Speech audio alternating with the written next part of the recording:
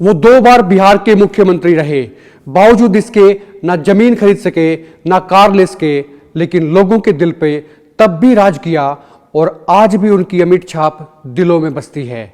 हम बात कर रहे हैं कर्पूरी ठाकुर की, उस महान हस्ती की जो गरीबों के मसीहा थे, पिछड़ों के भगवान थे। भारत सरकार ने उन्हें अब मरणोपरांत भारत रत्न देने का फैसला किया है। बिहार के 2 बार के सीएम यानी कि 2 बार के मुख्यमंत्री कर्पूरी ठाकुर सीएम रहते हुए भी रिक्शे से ही सफर किया करते थे। 1988 में वे इस दुनिया से रुखसत कर गए, लेकिन उनके किस्से आपके दिल और दिमाग को झकझोर कर रख देंगे। रूह में करंट दौड़ जाएगा और नेताओं की एक ऐसी कैटेगरी आपके दिमाग पर चस्पा हो जाएगी जिसके बाद आप हर नेता में उसी छवि को, वही चीज तलाशने की कोशिश भी करेंगे।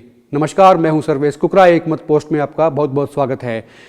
कर्पूरी ठाकुर से जुड़े लोग बताते हैं कि वे जब बिहार के मुख्यमंत्री थे तो बहनोई उनके पास नौकरी के लिए गए और कहीं सिफारिश से नौकरी लगवाने के लिए कहा। उनकी बात सुनकर कर्पूरी ठाकुर गंभीर हो गए थे। अपनी जेब से 50 रुपये का नोट निकाला और उनके हाथ में थमा दिया और कहा, जाइए उस्तरा आदि खरीद लीजिए और अपना पुश्तैनी धंधा शुरू कीजिए।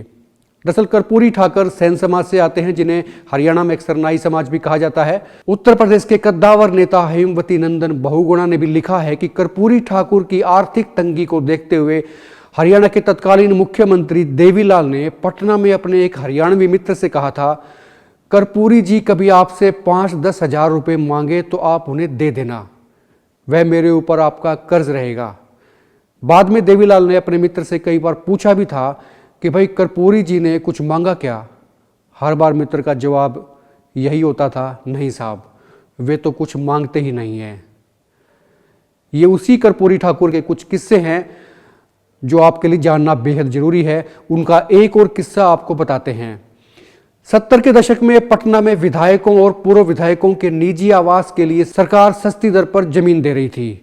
खुद कर्पूरी ठाकुर के दल के कुछ विधायकों ने उनसे कहा था कि आप भी अपने आवास के लिए जमीन ले लीजिए, लेकिन कर्पूरी ठाकुर ने साफ इनकार कर दिया, मना कर दिया।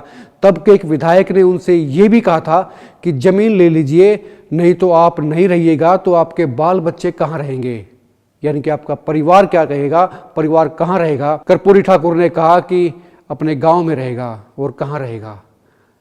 कर्पूरी ठाकुर जब पहली बार सत्ता में आए तो अपने बेटे रामनाथ को पत्र लिखना नहीं भूले। उन्होंने कहा, बेटे रामनाथ ने एक बार जिक्र भी किया कि पत्र में 3 ही बातें लिखी होती थी, तुम इससे प्रभावित मत होना, कोई लोभ लालच देगा तो उस लोभ में मत आना, मेरी बदनामी होगी। 80 के दशक की बात करते हैं। बिहार विधानसभा की बैठक चल रही थी। कर्पूरी ठाकुर विधानसभा में प्रतिपक्ष के नेता थे।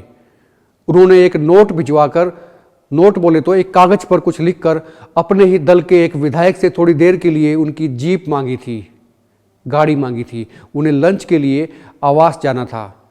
विधायक ने उसी नोट पर लिख दिया, मेरी जीप में तेल नहीं है।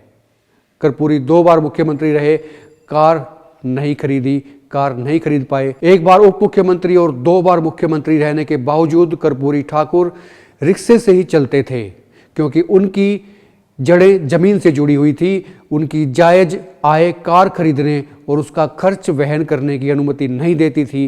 कर्पूरी ठाकुर के निधन के बाद अविभाजित उत्तर प्रदेश के पूर्व मुख्यमंत्री हेमवती नंदन बहुगुणा उनके गांव गए थे। बहुगुणा कर्पूरी ठाकुर की पुश्तैनी झोपड़ी देखकर रो पड़े थे, आंसू निकल आए थे।